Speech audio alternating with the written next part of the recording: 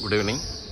இன்றைக்கி 15th August 2025. இன்றைக்கி நான் திருவிடைமருதூர் ஸ்ரீ மகாலிங்க சுவாமி திருக்கோயிலுக்கு வந்திருக்கேன். இந்த கோயில் என்ன விசேஷம் அப்படின்னாக்கா, பிரம்மகத்தி தோஷ நிவர்த்தி பிளேஸ் அப்படின்னு சொல்லியிருக்காங்க.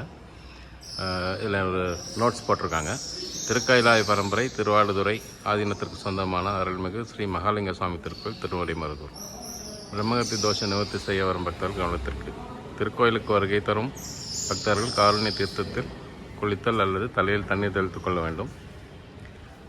திருக்கோயில் உள்ளே படித்துறை விநாயகரை வணங்கி விநாயகர் மற்றும் நந்தினி 3 முறை வலம் வர வேண்டும்.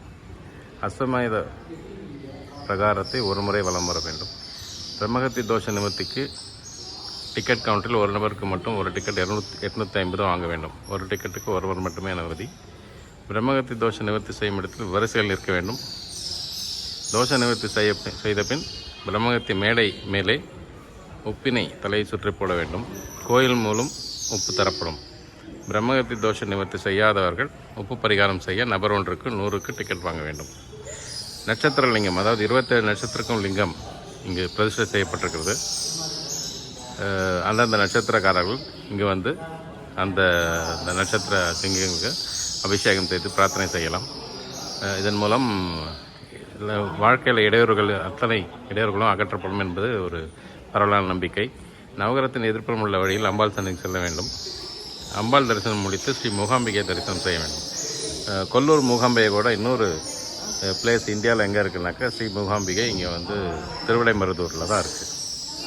ஸோ அதுதான் இங்கே இப்போ பிரம்மகத்தி தோஷம்னு பரவலாக சொல்கிறாங்க. இங்கே அப்படின்னா என்னென்னு நம்ம தெரிஞ்சுக்கணும். இந்த இடத்துல பிரம்மகத்தி தோஷம் அப்படின்னாக்கா,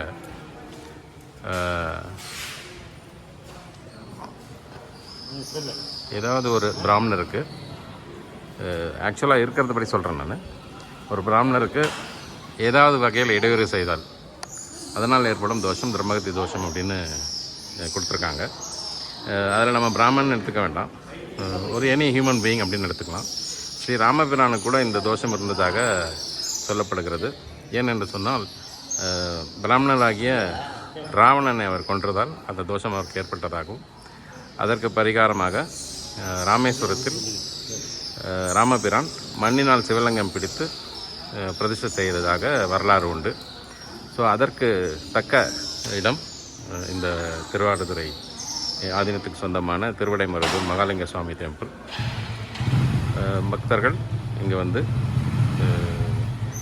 சிவலிங்கத்தை மகாலிங்க சுவாமியை தரிசனம் செய்து, அம்பிகையை தரிசனம் செய்து, மூகாம்பிகை தரிசனம் செய்து, 27 நட்சத்திரங்களையும் லிங்கங்களை தரிசனம் செய்து பலன் பெற வேண்டுமா கேட்டுக்கொள்கிறோம். நம்ம சேனல் இது வரைக்கும் சப்ஸ்கிரைப் பண்ணாதவங்க சப்ஸ்கிரைப் பண்ணிட்டு பாருங்கள், ஷேர் பண்ணுங்கள், கமெண்ட் பண்ணுங்கள். Your comments and sharing will be very useful for the subsequent videos. Thanks. Take care.